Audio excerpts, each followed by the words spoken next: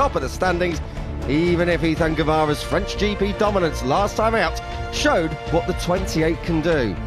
Then there's MotoGP. We are without reigning world champion Marc Marquez this weekend as he recovers from injury, whilst at the top, Jorge Martin's Le Mans double places him within just a point of teammate Marco Bezzecchi in the standings, with the Noale factory on top. We quite literally do not know where to look up and down the paddock. Thankfully, Friday offers us a chance to dive through it all, at least in the morning before the all-important afternoon practice sessions. And that's what we're going to do. You join myself, Kiko Giles and Elliot York up here in commentary for round 6 and the Catalan GP. We're at home here in Barcelona. It is quite literally our home GP, even if we are from Great Britain. But quite honestly, this is a city that should be on everyone's travel and MotoGP bucket list. Good morning, mate.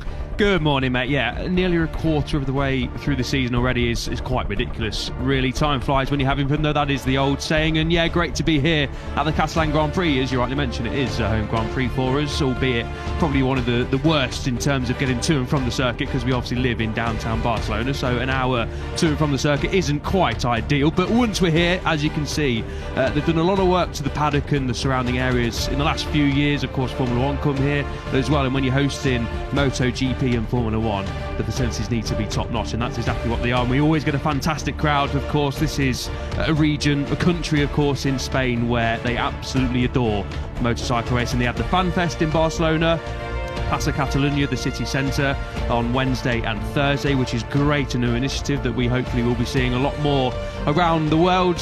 And yes, hopefully the sun will come out a little bit later on, certainly tomorrow and Sunday. But I do think the fans coming here today are going to get a little bit wet.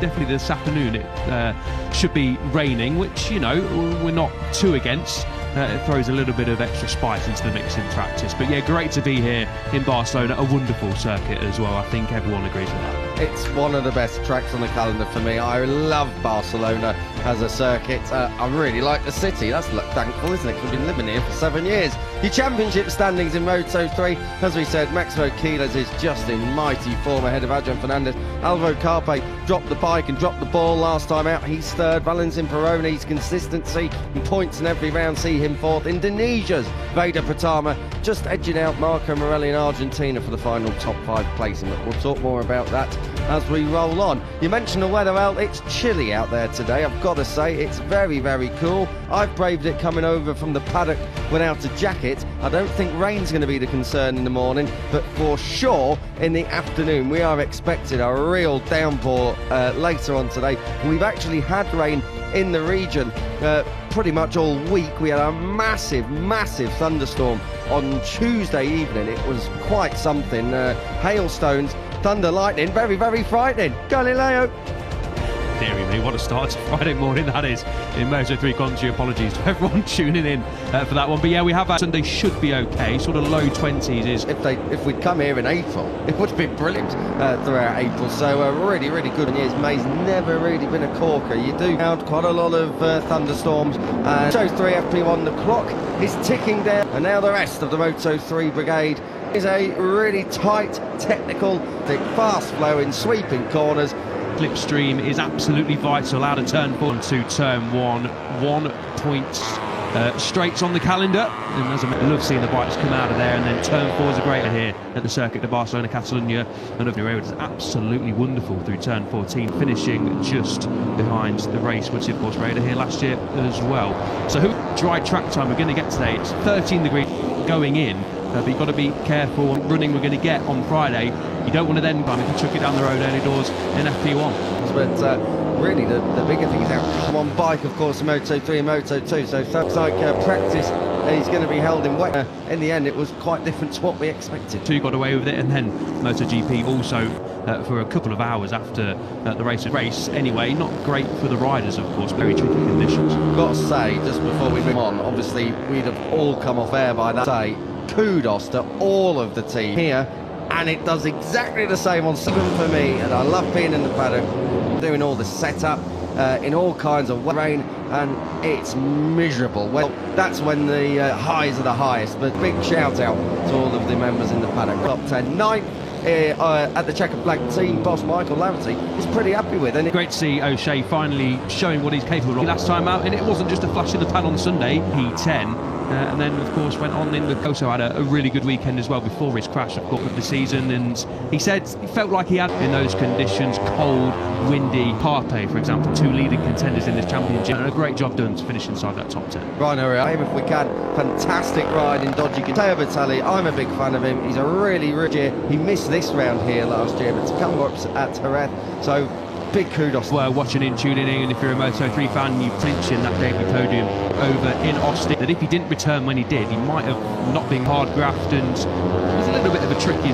when he finished P4 on a Friday. Finished, I think he had described it as early, did 400 metres to get up, as you say, with a long lap penalty, pre-career. After everything it's been through, the start of last year from the Italian, he didn't getting to where he wants to be.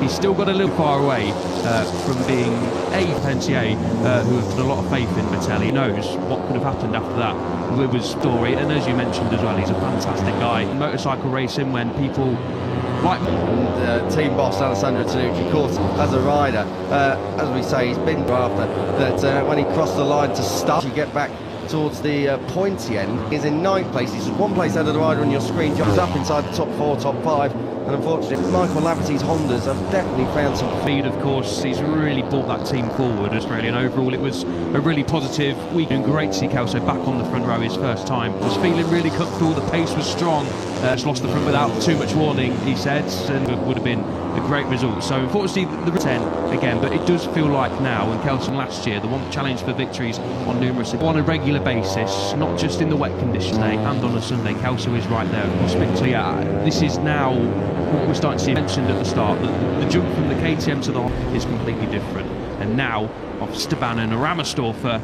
Yeah, Joel runs home GP as well. He was always going to say, just to finish on Joel Kelso if we can, 7th, and his best result. We know that Kelso is or isn't, and on to what crashed last time out in the team's home GP, but Crew says he was up there in.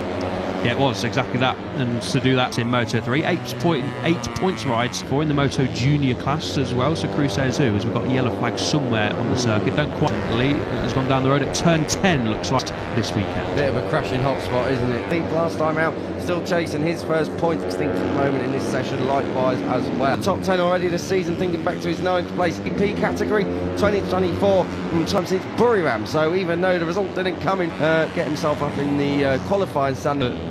To the top 10 over in the last few laps, but like you say, was it love in Moto3? Enrico Salmello were just watching. He was chipping away at things, got to be said. DNF had a crash on Saturday morning. It's pretty much turn 2.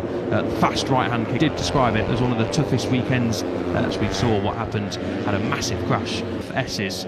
At turn 10 maybe, what the bike did in the gravel, tumble rolled. Yeah, he admitted afterwards, Salmello, that it was his most used to the number 27 on. I think it should be a better weekend. Attacking the niche, Alvaro Carpe, Max 9th for Crew says Marco Morelli, really just not having a very fun season of those 3 either, so tough weekend perhaps. Probably quite quick in the wet, spoke with him after though, Moto3 bike, came away with a top 10, so point sectors all the way through this track so far. In prospect is the 13th. Yeah, 100%, sent them on last time out as well, so equal best finish.